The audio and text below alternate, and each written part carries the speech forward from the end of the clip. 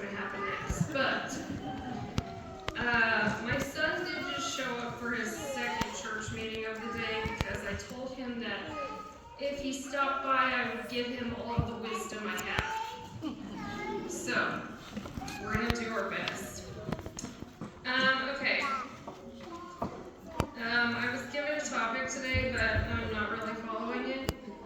So, I won't tell you what it was, but it had something to do with our worth to our heavenly parents, and Jesus was also in there, as he should be. So, I'm going to start out with a parable that Jesus taught. So there was a really wealthy man. He had 2 sons, and the youngest son, because it's always the youngest kid, asked for his inheritance early. He went off, he wasted it all, and then when he was awakened by his hunger and his destitute state, he decided to come back to his father. And the son said unto him, Father, I have sinned against heaven and in thy sight, and am no more worthy to be called thy son. But the father said to his servants, Bring forth the best robe and put it on him, put a ring on his hand and shoes on his feet. Bring hither the fatted calf and kill it, and let us eat and be merry, for this my son was dead and is alive again. He was lost and is found. Now the older son hears about this, and he's been there the whole time, doing all his chores, earning his reward, and he gets mad and confronts his dad, right? To which his father simply answers him, Son, thou art ever with me, and all that I have is thine. I believe that what this father, who we can understand to be portraying our heavenly parents, was actually bestowing on both his children a knowledge of their wholeness. That the divinity within each of us is consistently and persistently whole. That neither disobedience nor hyper-obedience earns us our worth or their love. That no choice, lifestyle, orientation, mess-up, or success adds to or takes away from the truth that God knows us as wholly good. That our worth is never wrapped up in any doing, only being. So, now in preparing for this talk, what I actually ended up doing was just rereading my favorite book the whole way through. So I didn't actually really write very much, and I'm just going to read you the book. So this book is written by Gregory Boyle, who is a Jesuit priest in East LA, also known as the gang capital of the world. He works in gang intervention, and he started Homeboy Industries, which employs gang members who learn to work side by side with their rivals and sworn enemies. The book does have quite a bit of cussing, but that's not the only good part about it. I think you're only going to get one of those words today, so brace yourselves. Okay, here we go. God can get tiny if we're not careful. I'm certain we all have an image of God that becomes the touchstone, the controlling principle to which we return when we stray. My touchstone image of God comes by way of my friend and spiritual director, Bill King. Years ago, he took a break from his own ministry to care for his father as he died of cancer. His father had become a frail man, dependent on Bill to do everything for him. Though he was physically not what he had been, the disease was wasting him away. His mind remained alert and lively. In the role reversal common to adult children who care for their dying parents, Bill would put his father to bed and then read him to sleep, exactly as his father had done for him in childhood. Bill would read from some novel, and his father would lie there staring at his son, smiling. Bill was exhausted from the day's care and work, and would plead with his dad, "Look, here's the idea. I read to you, you fall asleep." Bill's father eventually apologized, dutifully closed his eyes. But this wouldn't last long. Soon enough, Bill's father would pop one eye open and smile at his son. Bill would catch him and whine, "Now, come on." The father would again oblige until he couldn't anymore, and the other eye would open to catch a glimpse of his son. This went on, and after his father's death, Bill knew that this evening ritual was really a story of a father who just couldn't take his eyes off his kid. How much more so God? Anthony DeMello writes, "Behold the one beholding you and smiling." God would seem to be too occupied in being unable to take her eyes off of us to spend any time raising an eyebrow in disapproval. What's true of Jesus is true for us, and so this voice breaks through the clouds and comes straight at us. "You are my beloved, in whom I am wonderfully pleased." There is not much timing in that. Okay, so now that we know how good we always are, let's get into our work of it all. I have tried to raise my children to know that they are the most important person in the world, and that every single other human is every bit as important as they are. No one above, no one below, only beside. In the Restore Conference held last October, Adam Miller taught, "There is no commandment in any scripture delivered from any pulpit by any prophet in any age to make myself into someone that God could finally love. There is no commandment to make myself perfectly lovable. It is impossible to keep this commandment, this imaginary commandment, to be perfectly lovable because God never gave it. And for the same reason, it's impossible to break this commandment. It's impossible to break a commandment that God never gave. There is instead, always and only, the single, eternal, unconditional commandment to do love's work, to love God with all my heart, and then to join God in the hard work of loving others. My problem is that I have all along been telling myself a ridiculous story about how love is a reward, when in truth, love is a law. Love cannot be deserved. Love is always a commandment to be obeyed, full stop, and never a reward to be earned. Love is a verb, not a noun. Love is a work I must join, not a reward I can get.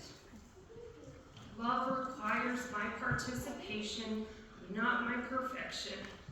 This is the secret, hidden from the foundation of the world. This is the good news of the gospel of Jesus Christ." Okay, so let me give you some more of this book while we talk about joining in the work of loving others and taking care of every most important person in the world. Pema Chodron, an ordained Buddhist nun, writes of compassion, suggests that its truest measure lies not in our service of those on the margins, but in our willingness to see ourselves in kinship with them. In 1987, Dolores Mission Church declared itself a sanctuary church for the undocumented after passage of the Immigration Reform and Control Act of 1986. Soon, recently arrived undocumented men from Mexico and Central America would sleep each night in the church, and women and children in the convent. Attention followed and lots of it. The media swarmed the place in these urban states. As almost always happens, attention begets opposition. I used to dread clearing the parish's answering machine during this period. Always had a handful of hate messages and vague and not so vague death threats. Once while I turned the corner in front of the church, heading to a meeting in the projects, I am startled by letters spray painted crudely across the front steps. "Wet back church." momentarily stops me. In an instant, you begin to doubt and question the price of things. I acknowledge how much better everything is when there is no cost, and how I prefer being hoisted on shoulders and acclaimed to the disdain of anonymous spray cans. I arrive at the meeting and tell the gathered women about our hostile visitor during the night. I guess I'll get one of the homies to clean it up later. Petra Saldana, a normally quiet member of the group, takes charge. You will not clean that up. Now, I was new at the parish and my Spanish was spotty. I understood the word she spoke, but had difficulty circling in on the sense of it. You will not clean this up. If there are people in our community who are disparaged, hated, and left out because they are mojados, wetbacks, then she poises herself on the edge of the couch, practically ready to leap to her feet. Then we shall be proud to call ourselves a wetback church. These women didn't just want to serve the less fortunate, they were anchored in some profound oneness with them and became them, that you may be one as the Father and I are one. Jesus and Petra are on the same page here. They chose a oneness and kinship and a willingness to live in others' hearts. Jesus was not a man for others. He was one with others. There is a world of difference in that. Jesus didn't seek the rights of lepers. He touched the leper even before he got around to curing him. He didn't champion the cause of the outcast. He was the outcast. He didn't fight for improved conditions for the prisoner. He simply said, I was in prison. The strategy of Jesus is not centered in taking the right stand on issues, but rather in standing in the right place, with the outcasts and those relegated to the margins. The world has never known a shortage of marginalized people's struggle or need, and it certainly does not now. May it be us who is forever widening circles, enlarging tents, and erasing borders in our great work to reflect back the always present, never-changing love of God. May we be like Father Richard Rohr, who is a Franciscan friar, said, a mature Christian sees Christ in everything and everyone else. That is a definition that will never fail you, always demand more of you, and give you no reasons to fight, exclude, or reject anyone. And Gregory Boyle continues, no daylight to separate us, only kinship, inching ourselves closer to creating a community of kinship such that God might recognize it. Soon we imagine with God the circle of compassion. Then we imagine no one standing outside of that circle, moving ourselves closer to the margins so that the margins themselves will be erased. We stand there with those whose dignity has been denied. We locate ourselves with the poor and the powerless and the voiceless. At the edges, we join the easily despised and the readily left out. We stand with the demonized so that the demonizing will stop. We situate ourselves right next to the disposable so that the day will come when we stop throwing people away. My prayer is that we can rest in our holiness before God and that we can work in untiring love beside God. I'm going to close with this. Jason's appearance in my office was a first. Though I had known him most of his life, he was an expert at resisting my offers of help. In the interim, Jason had done his share of dirt for his gang. He would rather be employed selling crack than in anything else. He was cemented in his resistance to me, and yet there he was that day in my office. I can't believe you're here, I say.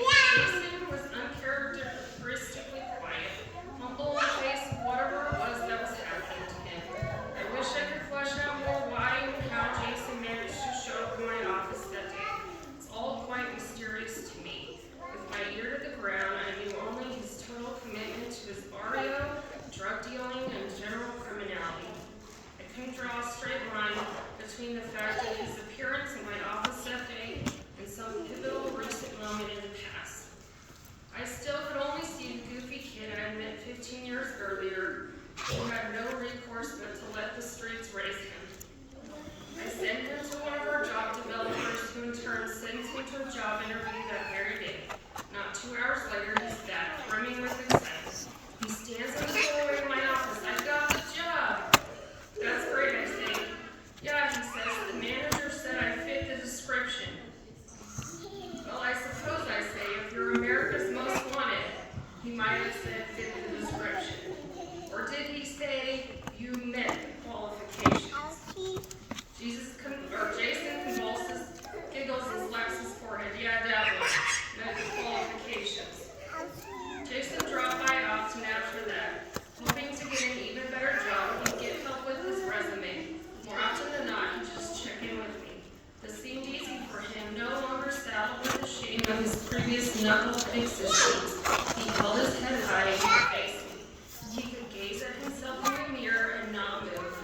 It had been a long time, if ever, since he was able to do that. I finally realized why I was out there so long, he tells me in one of his visits, referring to his gangbanging and drug deal.